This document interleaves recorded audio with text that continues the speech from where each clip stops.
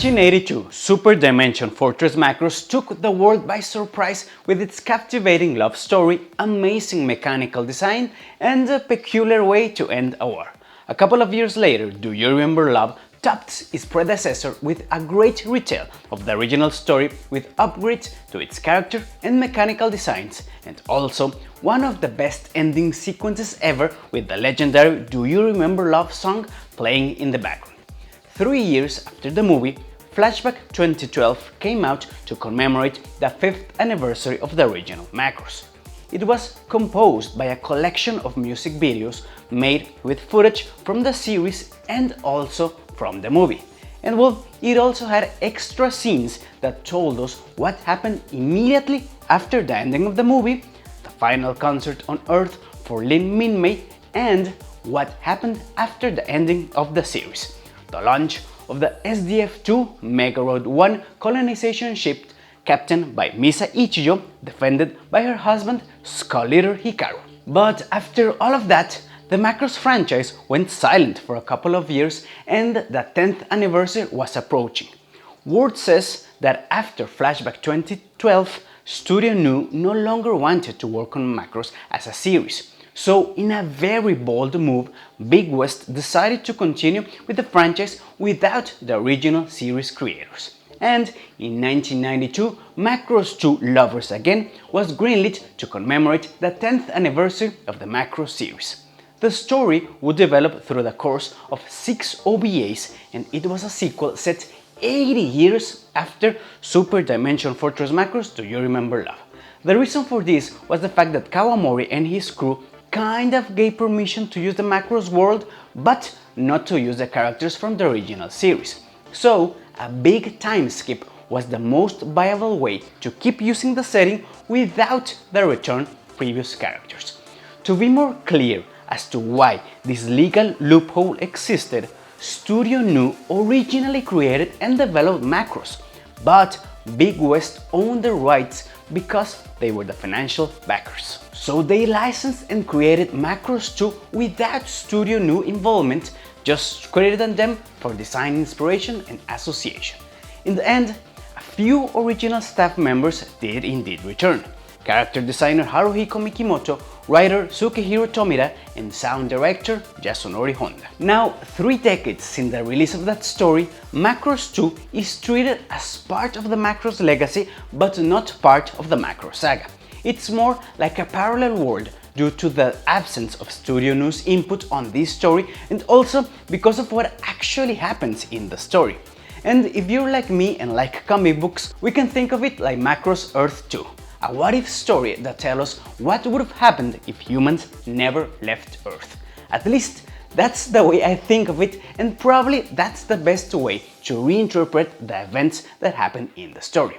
Because the harsh truth is, the story it's not so original. I'm not saying it's bad, I'm saying that overall it doesn't introduce anything new to the franchise.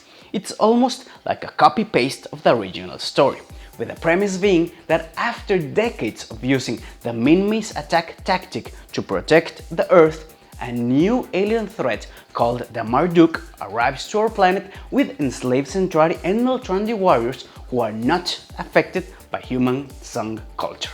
So again, it's the UN Spacy against giant aliens, just with the extra plot twist of the Centauri being controlled by evil songs instead of them being calmed down with good songs. There's also a renegade evil songstress that learns of human culture, betrays the Marduk and decides to stop the war, a female ace pilot who has Centauri genes, and a non-military protagonist with above-than-average piloting skills that gets involved in the conflict and with the songstress.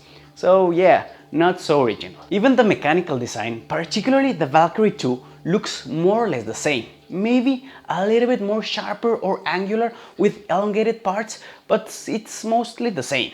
The truth was that Macross 2 was not very well received in Japan and actually was going to get cancelled just 2/3 in. But since this event happened before the big fight between Big West and Harmony Gold, US fans were very interested in the series, so Big West and Bandai Visual did indeed finish the 6 OVAs. Many fans consider that the most notable thing that came out of that lackluster story of Macross II was the fact that Shoji Kawamori and probably everyone at Studio Nue were so disappointed with the handling of their franchise that they decided to return to the Macross universe with 2 new sequels. Macross Plus, released as a series of OVAs beginning in August 1994, and Macross 7, a full-length series which got released 2 months after Macross Plus on October.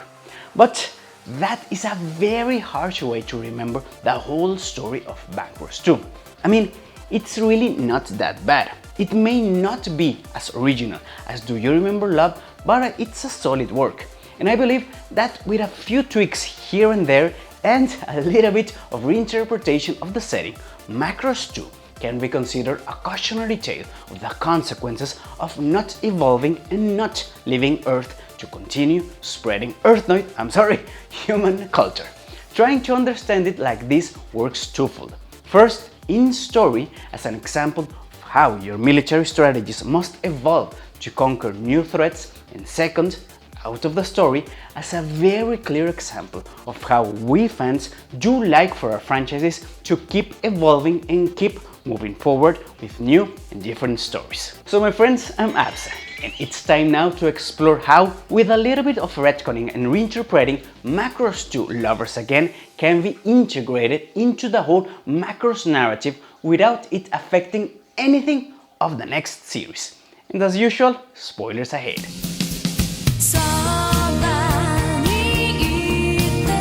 Before I start talking about the plot of Lovers Again, I'd like to give a little bit of context to my proposal. Back on episode 36 of the original series, we see Claudia asking Misa to go to the old bridge inside the SDF-1 Macross. There, she is greeted by a brooding Commander Global that tells her that he would like for her to be a captain of a ship, a vessel that is being constructed at this very moment. Mayor Hayase tells him that she's actually considered quitting altogether the military. Global kind of understands where she's coming, you know, the whole Ichijo Misa Minmay triangle, but actually dismisses her idea and proceeds to explain something that came to his mind. He asks her to look at Earth's scenery. From atop of the Macross, Misa gets a chance to look towards a gorgeous landscape with a blue ocean, cloudy skies, and a peaceful city. They both agree that Earth is a beautiful place. "We can't stay on this world forever, Hayase," he tells her. "Out there, in the vast galaxy, the Centrari and the Supervision Army are, at this very moment, locked in battle." She now understands that that's the reason why Global started to strengthen the military with the factory satellite. But that's not all. Here's where Global drops his main concern. If we had the military might to resist such an armada, the Earth would become a world that existed only for warfare, just like the once great protoculture who, in creating their Centrari giant soldiers, destroyed themselves. He ends his apocalyptic speech with a hopeful message. "I want us to spread out to the stars, so that Earth's culture will never disappear." So what happened? What made Global so doubtful of humanity's survival as a culture species on Earth alone?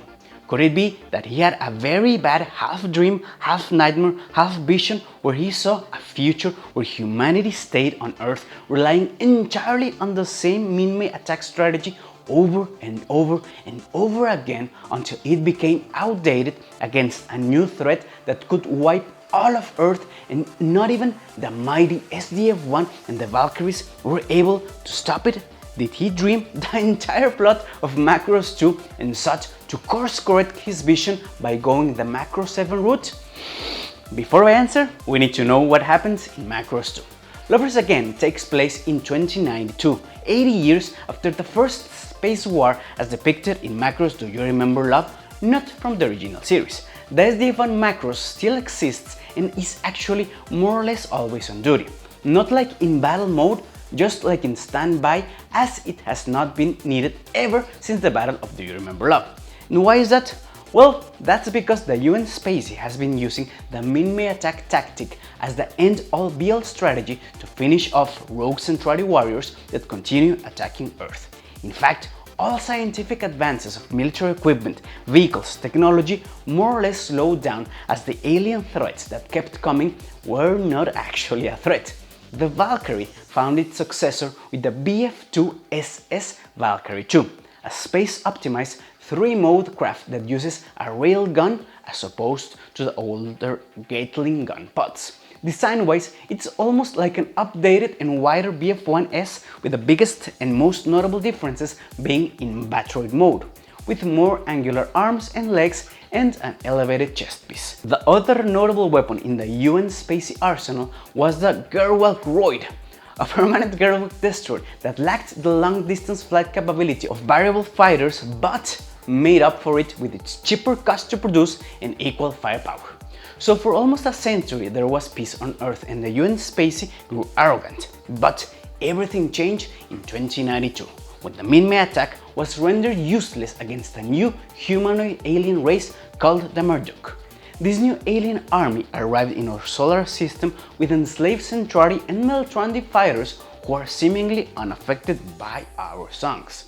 The twist here is that the Marduk, led by Emperor Inges or something like that, and his harem, I'm sorry, it's not a harem, they are his host of female warrior songstresses called the Emulators, are in fact controlling and inciting the Centron and Meltron to go berserk and keep on warring despite everything. The story starts with Hibiki Kansaki, a field reporter from SNN who is caught in the middle of a battle between the UN Spacy and the new alien threat immune to the Minmay Attack. Almost by chance, he is able to rescue a girl who turns out to be an emulator called Ishtar. Emulators are mind-controlled songstresses that use their songs to control and inoculate the enslaved Centauri troops to fight for the Marduk to the point of going berserk in the battlefield. Kansaki is able to rub off the entrancement of Ishtar and she proceeds to explain everything, all while she learns of human culture. The story quickly evolves into a conspiracy where the UN Spacy doesn't want to admit that their infallible tactic is not working, classifying all of the footage from the battle between the Marduk and the soldiers, but Kansaki is still willing to help humanity by delivering the truth. Amidst the battles, Kansaki manages to convince ace pilot Sylvie Gina, who I'm pretty sure is implied to be a Max and Maria descendant, to help him to explain everything to the world and convince the UN Spacy to reactivate the SDF-1 Macross once more to be able to defend Earth against the Marduk leader, Emperor Inges, who, in a very extremist way, considers Earth's culture a pollution of lower culture to their civilization and wants to destroy it. So now it's up to Kansaki, Sylvie and Ishtar to attempt to end a new war where humanity could become extinct again. Without giving it all of it away and omitting very good action sequences with Sylvie and Captain Nex from the UN Spacy and Fef from the Marduk, that's more or less the entire plot and story of Macross II. A rehash of the same story elements that made the original Macross great, yet here they feel uninspired. Hibiki's love triangle with Sylvie and Ishtar mirrors Ichijo's triangle with Misa and Minmay. Sylvie is an ace pilot, Max Genius, with Centauri genes, Mirina Farina, like Mirage from Delta, just way before Mirage from Delta. Emperor Inges can be seen as a super extreme analog of Do You Remember Love's Supreme Commander Bodolzan, with subordinate Fef even behaving more or less like Britai at the end of the war by not engaging anymore with Earth soldiers, just with the added twist of him developing feelings for Ishtar. The emulators are a very unimaginative way of presenting a scenario of what if songs were used against us. All in all, Macross II is not bad, it just feels too close in tone and plot to the original. But given that my specialty is overthinking, let's overthink it. What if that similarity was on purpose?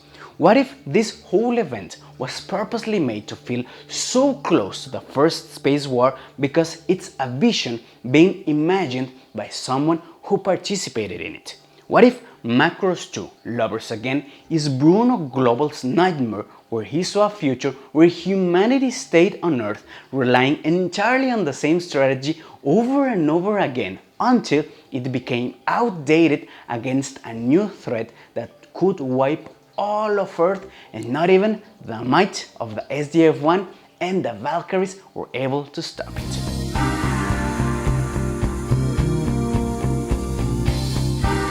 So back to my first question, did the commander dream the entire plot of Macross II and that prompted him to start the humanity seeding project with the mega roads and the new Macrosses? Well, obviously Global didn't dream the entire plot of Lovers Again, not in a million years. I don't even think that any of the creators had that in mind, not even close. But since I have read a lot of comics and I really like the concept known as retcon, meaning retroactive continuity, I think that with a little bit of tinkering and the exercise of our imaginations, we can almost incorporate the whole story of Macross II into the real continuity by using this Global's dream frame of reference. And, if I may add, it fits almost perfectly. Let me explain. As I have said over and over again, the plot of Lovers Again is almost exactly the same as the original series, just without the pizzazz of Minmay's music. In fact, the music of Macross II is very forgettable and lackluster when you compare it to the original score, and even worse when viewed as a balance against the action scenes. To be honest, the battles are great, but the music is meh. Yet, we can justify this by calling it a side effect of Global's soldier upbringing and mindset, putting much more emphasis on the war side than on the culture side. It's not that far-fetched if we frame it like that. Also, with that in mind, it's very easy to understand the whole plot of Macross II as his worst fear coming into fruition. If humans were able to stop the Centauri with songs and culture, what happens when another species discovers that and instead uses songs and culture for oppression, war, and violence? The infernal eternal Marduk embodies exactly that. And if you understood that reference, we can be very good friends. By reframing the boring concept of evil songstresses as Bruno Global's worst nightmare, it becomes much more interesting. We can even extend this train of thought of Global's experiences with the UN Spacy and the First Space War as a way to reason why the new Valkyries seem very similar to the originals, because, again, Bruno Global is a soldier, not an aircraft engineer nor a designer. That's why the BF-2 SS Valkyrie 2 not only looks almost the same, but also even has the same name. And I know, Macross II introduces the tetra-transforming metal siren, a Valkyrie with not 3 but 4 modes. But I don't know, I find that design not so interesting and even contrived. You know, like if the designers were like, let's do something different. Ah, I got it. What if instead of having 3 modes, the metal siren has 4 modes? I don't know. Well, conceptually it's interesting. My opinion is that the design wasn't able to pull it off. Emperor Ingus is a bigger and better Bodolsa because that was the only threat that Global knew about, as at that time there was no further information or even research of other enemies of the proto-culture like the Proto-Devlin or the Bajoress. And well, without taking anything away or any merit from the original vision of Macross II, I believe that seen through this lens, Lovers Again feels a lot more in line with what happened after the First Space War in the official chronology of the Macross saga. It even gives much more meaning and depth and purpose to Global's idea of spreading out to the stars so that Earth's culture will never disappear. He saw the Earth lay wasted after the attack of the Centauri, so he definitely didn't want for it to happen again, not even in his dreams. His future vision served as a cautionary tale of the consequences of not evolving and not leaving Earth to continue spreading humanity's culture. That's why he was so interested in Misa's role as the new captain of the Mega Road 1 and the colonization of new planets. But yeah, this is totally my headcanon, and you don't have to see it that way.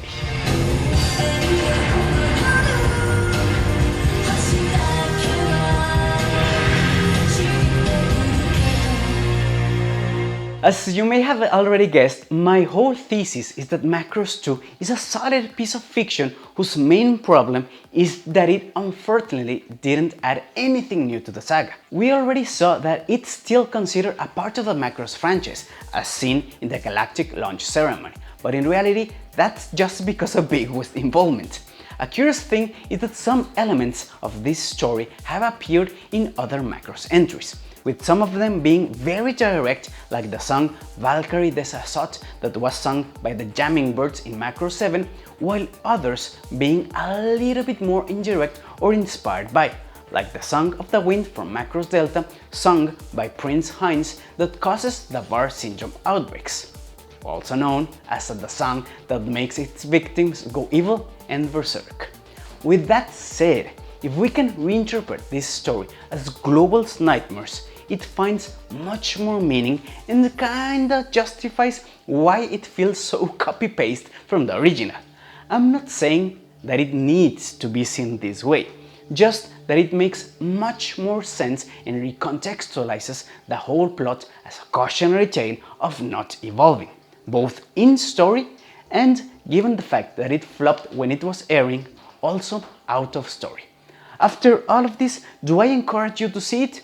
Yes, it's a nice short series of OVAs that have great animation and character designs, and more importantly, this work marks the end of the Earth-centric Macross conflicts, where we see something akin to a human-alien all-out war based on Earth, as all of the next Macross entries are now exploring our vast galaxy. So yeah, it's definitely a worthwhile experience, just don't expect it to be as groundbreaking as the original Macross or as beautiful as Do You Remember Love. Anyway, what do you think of my headcanon regarding the story of Macross II Lovers Again?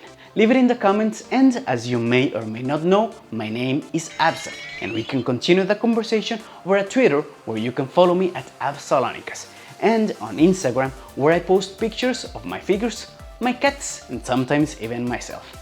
I'll be trying to talk more about anime, comics, maybe even figures, definitely Gundam and Macross. Until next time, always remember that in fiction lies power.